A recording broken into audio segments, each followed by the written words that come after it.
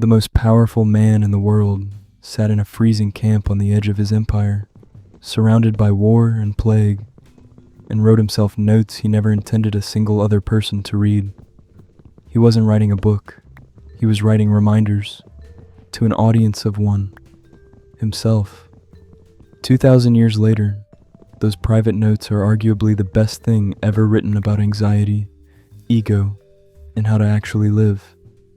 And here's the part that makes them land. The man writing them could have done anything he wanted to anyone with zero consequences.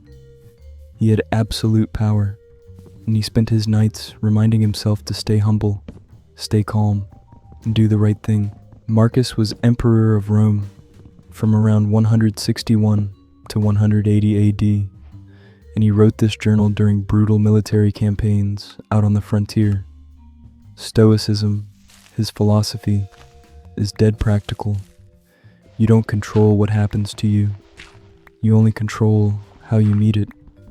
And remember, this was never meant to be published. We are reading a dead man's diary. That's why it feels so honest. This is the hinge the whole thing swings on.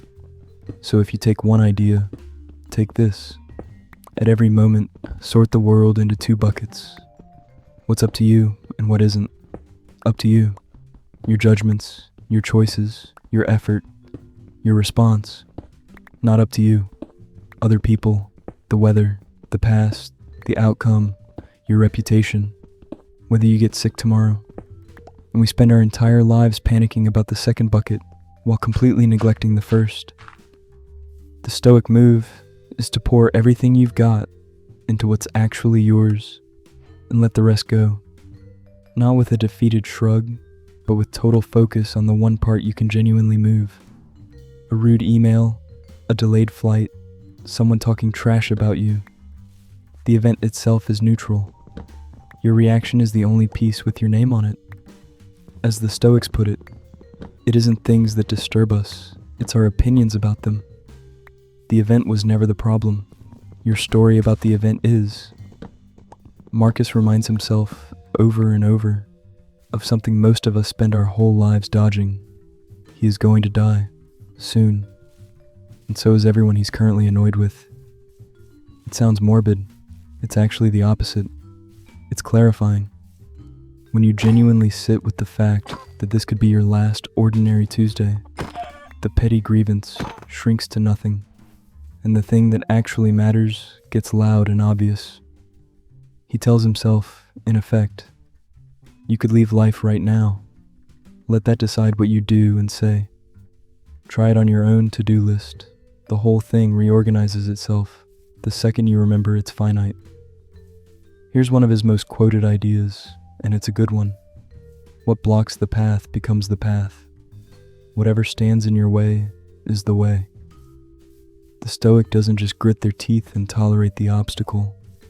They use it as raw material for the next move. The canceled plan, the setback, the difficult coworker. Each one is a rep for the exact strength you're trying to build. You don't get patience without something irritating to practice on. You don't get courage without something scary. The thing in your way isn't interrupting the work. It is the work. And he had a ritual for this. He opens one of his entries by telling himself that today he is going to run into ungrateful people, liars, the arrogant, the selfish, and that he will not be shocked and he will not be knocked off course because he understands people.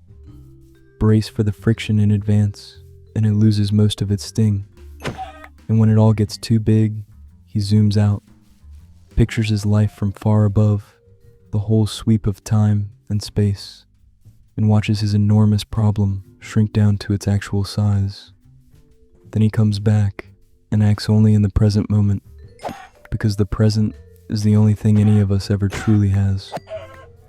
Real value here, but real cautions too, and most Stoicism content online skips them. First, misread, Stoicism curdles into emotional suppression. Just don't feel things. That's not it. It's about not being ruled by your feelings, not amputating them. Big difference. Second, accept what you can't control can rot into passivity, or worse, an excuse to tolerate genuine injustice. And that's a betrayal of the actual philosophy. Marcus's Stoicism was explicitly about virtue and justice, about acting rightly and serving the common good. The modern hustle Stoicism that keeps the cold discipline and throws out the ethics has it exactly backwards. Discipline without justice is just a guy being hard for no reason. Third, practically, it's a journal. It's repetitive, it's unsystematic, and sometimes it's pretty gloomy. You're reading a man's private reminders to himself, not a structured course. So dip in and out, don't expect a curriculum. And one honesty flag for you and your audience. A huge number of the Marcus Aurelius quotes floating around the internet are completely fake or misattributed. Be suspicious of the prettiest ones. The keeper is two ideas, the dichotomy of control and memento mori. Take those two seriously, and you diffuse most of the anxiety a normal life will ever throw at you. So this week, the next time something sets you off, run the sort. Is this mine to control or not? If it's not, you're allowed to put it down. If it is, that's the only place your energy belongs. Try it one time and you'll feel the difference the same day. This is Dog-Eared. One book, one big idea, every week. Tell me in the comments which book to break down next. And which bucket do you waste the most energy on? The one you control, or the one you don't? I read them all,